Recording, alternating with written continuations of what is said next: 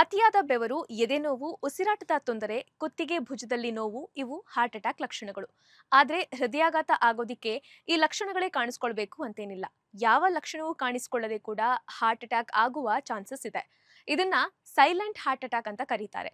ಇದು ಹೃದಯಾಘಾತಕ್ಕಿಂತಲೂ ಗಂಭೀರವಾದ ಸಮಸ್ಯೆ. ರಾತ್ರಿ ಸಮಯದಲ್ಲಿ ನಾವು ಮಾಡುವ ಕೆಲ ತಪ್ಪುಗಳು ಈ ಸೈಲೆಂಟ್ ಹಾರ್ಟ್ ಅಟ್ಯಾಕ್ಗೆ ಕಾರಣವಾಗುತ್ತವೆ. ಸಾಮಾನ್ಯವಾಗಿ ಒಬ್ಬ ಮನುಷ್ಯ 6ರಿಂದ 7 ಗಂಟೆಯ ನಿದ್ದೆಯನ್ನ ಕಡ್ಡಾಯವಾಗಿ ಮಾಡಬೇಕು.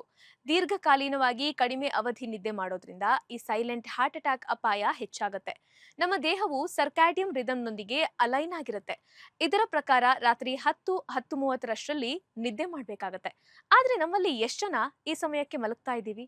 12 ಗಂಟೆವರೆಗೂ ಮೊಬೈಲ್ ಸ್ಕ್ರೋಲ್ ಮಾಡೋ ಅಭ್ಯಾಸ ಬಹಳಷ್ಟು ಮಂದಿಗಿದೆ. ಅದಲ್ಲದೆ ದಿನಕ್ಕೊಂದು ಸಮಯದಲ್ಲಿ ನಿದ್ದೆ ಮಾಡೋದು, ಇದರಿಂದ ಹೃದಯದ ಮೇಲೆ ಒತ್ತಡ ಹೆಚ್ಚಾಗುತ್ತೆ. ಇನ್ನೊಂದು ಮೇಜರ್ ಕಾರಣ ಈ ಸೈಲೆಂಟ್ ಹಾರ್ಟ್ ಅಟ್ಯಾಕ್ಗೆ ರಾತ್ರಿ ತುಂಬಾ ಲೇಟ್ ಆಗಿ ಊಟ ಮಾಡೋದು. ತುಂಬಾ ಲೇಟ್ ಆಗಿ ಊಟ ಮಾಡಿದ್ರೆ ಸೇವಿಸಿದ ಆಹಾರ ಸರಿಯಾಗಿ ಜೀರ್ಣವಾಗದೆ ಕೆಟ್ಟ ಕೊಬ್ಬಾಗಿ ಶೇಖರಣೆಯಾಗುತ್ತೆ. ಇದರಿಂದ ಕೊಲೆಸ್ಟ್ರಾಲ್ ಹೆಚ್ಚಾಗಿ ಹೃದಯಾಘಾತದ ಅಪಾಯ ಕೂಡ ಹೆಚ್ಚಾಗುತ್ತೆ. ಇನ್ನು ತಡರಾತ್ರಿ ಆಲ್ಕೋಹಾಲ್, ಕಾಫಿ ಅಥವಾ ಟೀ ಸೇವನೆ ಕೂಡ ನಿದ್ದೆಯ ಗುಣಮಟ್ಟವನ್ನ ಕಡಿಮೆ ಮಾಡೋದ್ರ ಜೊತೆಗೆ ಹೃದಯದ ಮೇಲೆ ನಕಾರಾತ್ಮಕ ಪರಿಣಾಮ ಬೀರುತ್ತೆ. ಹೀಗಾಗಿ ರಾತ್ರಿ ವೇಳೆ ಈ ತಪ್ಪುಗಳನ್ನ ಮಾಡಬೇಡಿ.